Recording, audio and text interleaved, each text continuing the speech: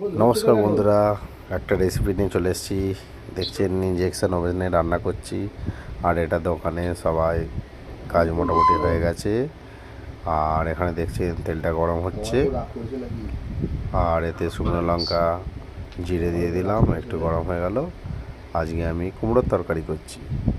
তো দেখুন, কুমড়ো আলু দিয়ে দিলাম। সিম্পল রান্না, কোনো পেঁয়াজ আদা রসুন দিয়ে নয়। দেখলেন, পুরো দিয়ে দিলাম। দিয়ে একটু হলুদ দিয়ে দেবো, একটু নুন দিয়ে দেবো। ঠিক আছে, একটু ভালো করে ফ্রাই করে নেবো। ভালো করে বলতে বেশি নয়, হালকা করে ফ্রাই করব। হলুদ দিয়ে দিলাম, নুন দিয়ে দিলাম, দিয়ে ভালো করে একটু কষে নিলাম।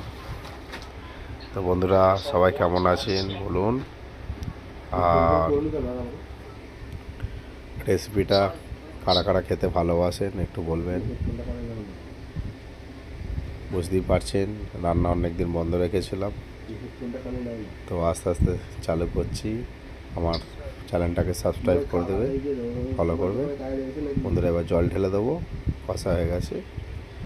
আর কারা কারা কুমড়োর তরকারি পছন্দ করো জানাবে, চ্যানেলটাকে সাবস্ক্রাইব করবে। Tata, bye bye.